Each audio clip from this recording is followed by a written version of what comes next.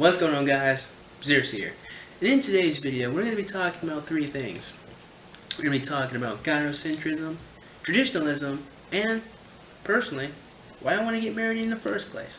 A lot of people have asked me a couple of times, why do I want to get married?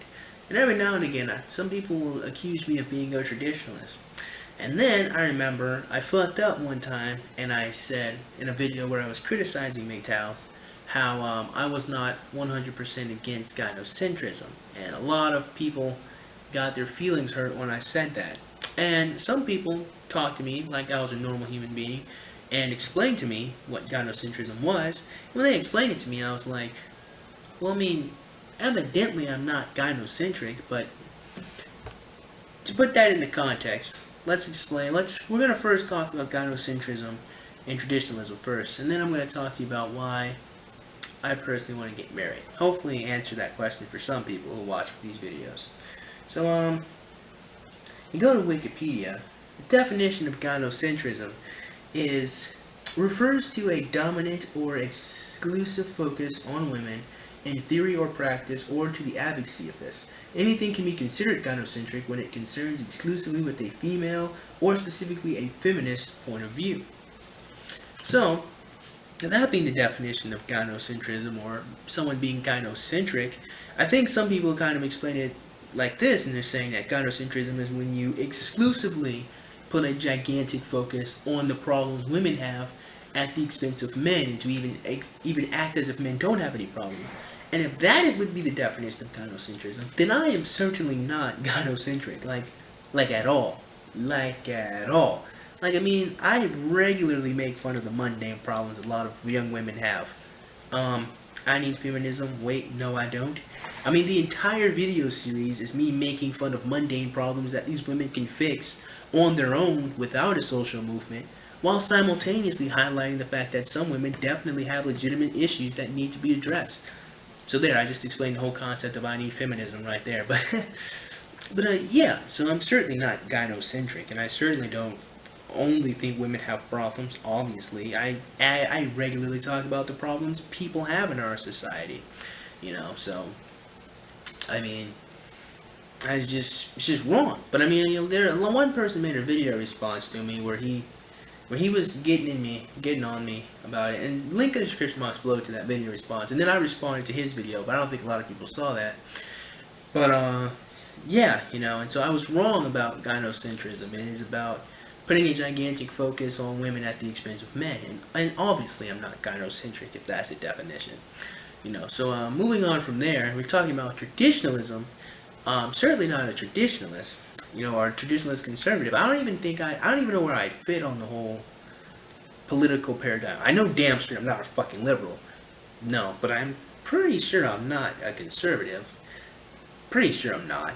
So, what traditionalism though really refers to, or what the image a lot of people obtain when they think about traditionalism, is suburban culture. You know, what they really think about is post World War II, man working for his wife stays at home, takes care of the kids, everybody's happy, the whole nuclear family. That's really the image a lot of people obtain when they think of traditionalism.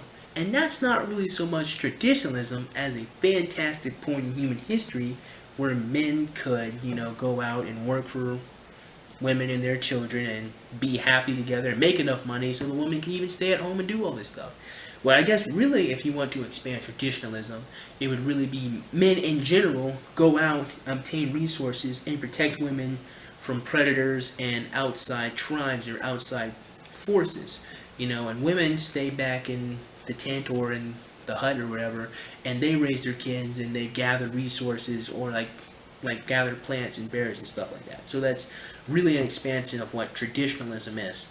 Now, the interesting thing about all of that is that a lot of people say traditionalism and gynocentrism are one and the same, where gynocentrism is traditionalism like turned up a notch or something like that. I'm like, I guess, I mean, fine, if that's how you want to put it. Sure, I don't know. I don't really criticize gynocentrism and traditionalism all too much, but I know a lot of people, specifically MGTOWs, certainly do. So much so to the point where they will shout angry, hate-filled vitriol against anyone who speaks positively about traditionalism. Which is kind of funny because it's actually very similar to some feminists, because feminists certainly aren't fans of traditionalism. I mean, they're like on two opposite ends of the spectrum. It's a really funny and ironic thing. I can make a whole video about that.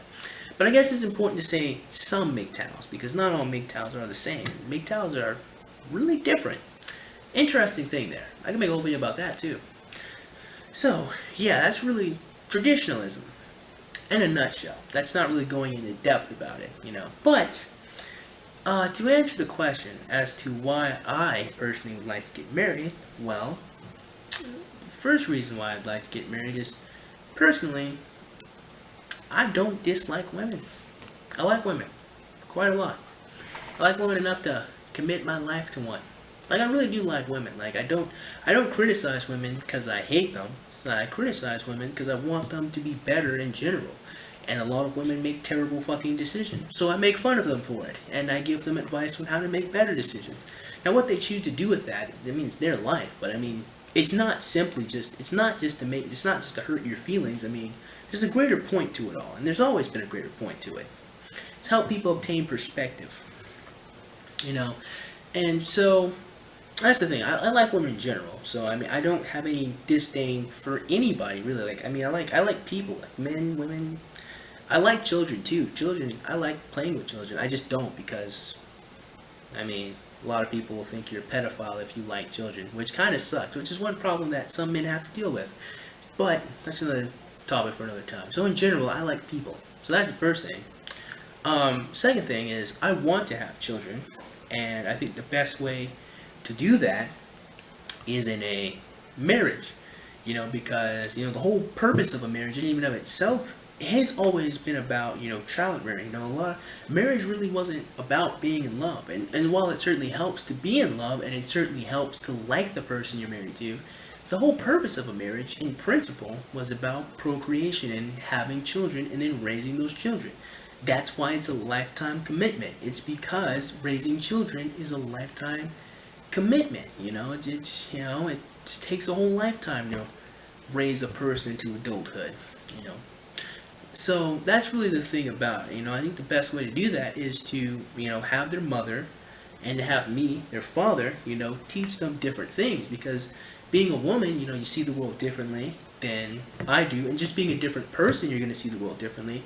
So you can offer different perspectives to the child, and they can learn how to relate to women, they can learn how to relate to men, because they'll have me and my wife to teach them that. And so I think that's the best way to raise children, is in an environment where they have their mom and their dad, so they can learn different things from each other. And that's one thing that I want for my children. And the third reason why I want to get married is because personally I am a product of a divorced family. You know, so I know firsthand the negative effects that comes from not having your dad or having your parents be divorced.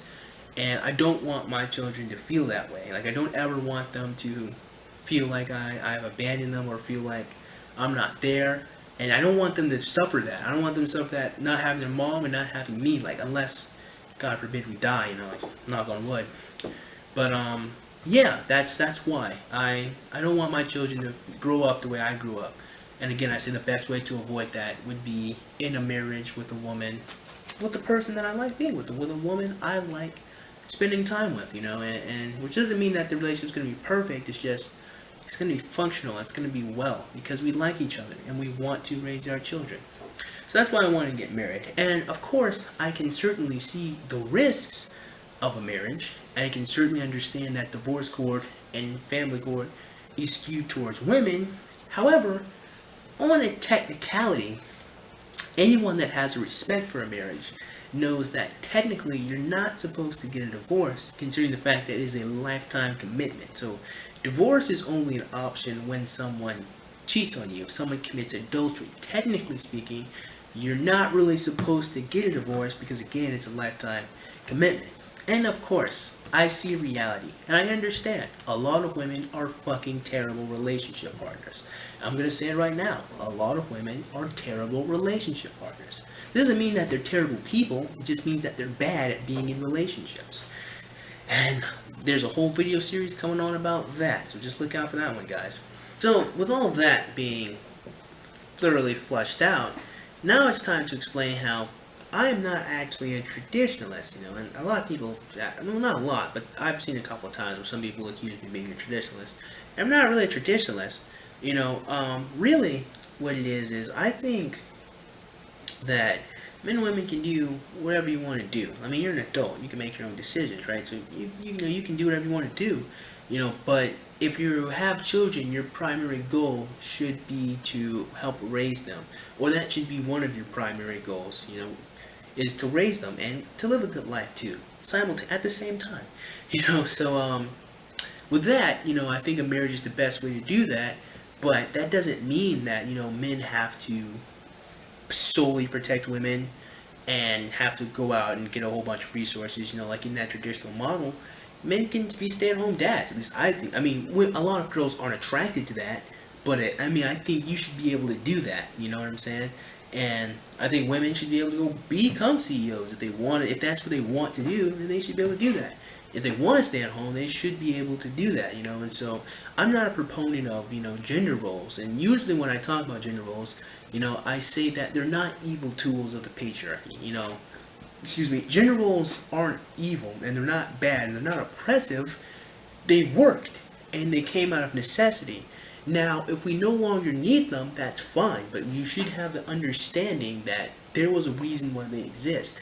And so, again, I'm not a traditionalist, and I think that we have to do those gender roles. No, I do think that they provide a model and a context that you can take or leave as what to strive for to be a man or what to strive for to be a woman. I think it's okay to analyze that, but you don't have to be rigid. You don't have to do it. Basically, what I'm saying is that you have the ability to choose, and if that's what you want, that's what you want. But to be fair, to be a stay-at-home mom, do you know how much money your husband would have to make to be a stay-at-home mom? You know how much money your wife would have to make for you to be a stay-at-home dad? In our economy, that's not even really realistic too much anymore. In all honesty, traditionalism, especially with the way the culture is now, certainly doesn't look like it will ever be coming back anytime soon. So, it's not really even something to worry about so much, honestly, if that is a fear that anyone has. However, Gynocentrism, on the other hand, I could see why a lot of people certainly take issue with that. Absolutely. Even I take issue with that. When you put too much focus on mundane issues, it kind of muddles up the water, and a lot of girls don't get the help and the affirmation that they need to become adults, and a lot of men, don't have fathers to teach them how to be men, so yeah, and so again, I'm not a traditionalist in that sense. If traditionalism is just simply, wanting men and women to get married, if that's just the basis definition, well then I would be a traditionalist. But in terms of gender roles and men having to commit themselves to women, I say you can do whatever you want, just as long as you take care of your children. That's fine with me. I understand, that there are problems and that there are risks, but I am courageous enough to go about them because I want my children to have the best possible life that I can give to them. I figured the best way to do that is in a committed relationship. And so, yeah, again, I understand that there are problems with it, and that's why mate selection is super important for men and for women, that you pick the person you're going to be with wisely, and that you do screen them to see if they can really be good relationship partners. And there are lots of different ways and methods to do that will help you out, that I will delve into in the future.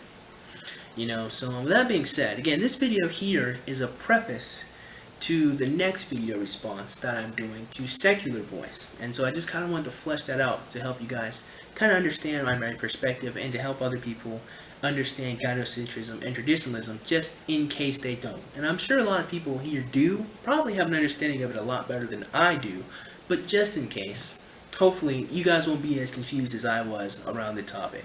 There are a lot of other MGTOWs who definitely delve into these two topics a lot more in depth than I do, and I suggest you go check them out.